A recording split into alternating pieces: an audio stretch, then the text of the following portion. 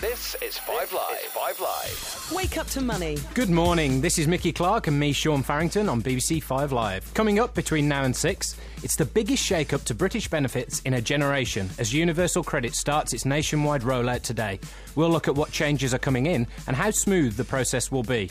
We've also been asking you to get in touch about Universal Credit, and that's because the nationwide rollout of it kicks off today. The government's major shake-up to the benefit system, this is, with all job centres expected to use the system by the end of the year. It will replace 6 means-tested benefits and tax credits, and that means quite a bit of explaining needs to be done. And the man to do it is Lee Healey, Managing Director of IncomeMAX. IncomeMAX advises people on benefits and other sort of bills, how to handle their debts. Good morning, Lee.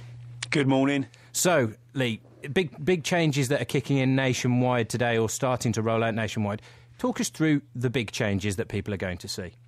OK, so Universal Credit is a new benefit that's replacing 6 of the current benefits that exist. So they are both in and out of work benefits. So, for example, income support, employment and support allowance, working tax credit, child tax credit, Jobseeker's allowance, obviously, and also housing benefit will be included, like help for rent as well. So Universal Credit will eventually, and I have to add eventually, will eventually replace those 6 benefits, which you obviously claim from a job centre.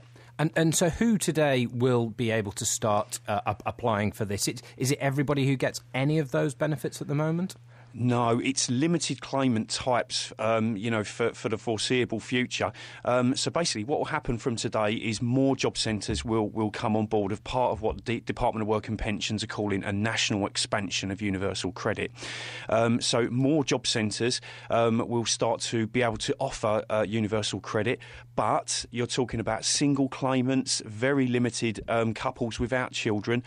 Only 32 job centres will be able to offer it through the expansion to families, and the kind of Universal Credit that we expected a long time ago, which has taken a while to kind of come along for all client types, and that's obviously people with sickness and health issues, carers and so on and so forth. That's only being trialled in a very limited postcode area in South London, so this is still a very sort of limited staged rollout, but of course you could over the next kind of year go to a job centre if you was going to claim Jobseeker's allowance, for example, and not have to claim Jobseeker's allowance and have to claim Universal Credit instead. On that, Lee, we've had a text from Al in Cambridgeshire. He says he might be made redundant soon with a £50,000 payoff and a small pension. Now, at the moment, he expects he's going to get a 6-month contribution-based Jobseeker's allowance. I know this is a pretty niche question, but any sort of idea, or at least what process he might have to go through or what he would get with Universal Credit? It's a fantastic question, and actually contribution benefits are not affected. So although we talk about Jobseeker's allowance being included in Universal Credit, contribution-based Jobseeker's allowance, and there's also a contribution-based employment and support allowance if you become unwell, they will actually still exist. So this is the thing about Universal Credit. Although it kind of, its headline sort of screams the benefit system is going to change and it will be the only thing around, that's unfortunately not the case, and it's never going to be more important for people to, get some advice and talk to the job centre about what's available, including on the contribution side. Now, according to Pete, who's texted in, you don't get any money for 5 weeks under Universal Credit. Is that right? Yeah, I mean, it's basically going to be moving to a monthly payment. Now, these are some of the worries that we've had, and this is what I think we still don't know, really, whether Universal Credit is going to be the all-singing, all-dancing benefit that it's kind of being sold. It's monthly payments, and obviously lots of people currently who get benefits, and they're not affected. It's new claims at the moment.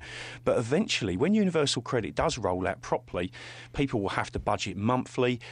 There's a much stronger claimant commitment and set of kind of responsibilities that people have to adhere to, which have actually already been rolled out effectively through kind of, Jobseeker's allowance. So there's going to be a bit of cultural change, I think, with Universal Credit. And is that for the better, Lee? Because Ian Duncan Smith says that moving to a monthly payment will be more like getting the monthly salary that people are used to when they get into work. Surely that would help, would it? Or does it make budgeting harder?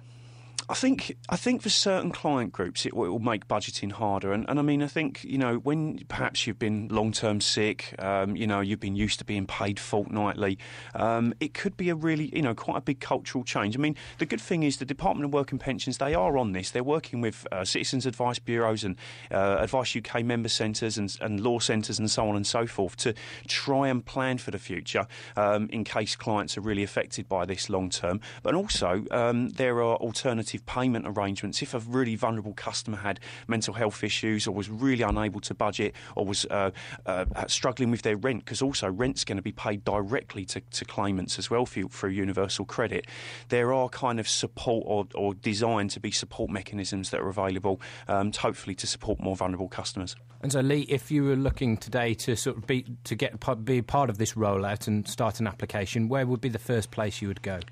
Online, most definitely. Universal credit's definitely moving to a more online kind of role. You can, of course, speak to your job centre, and you should do, because all job centre staff have been trained to be work coaches.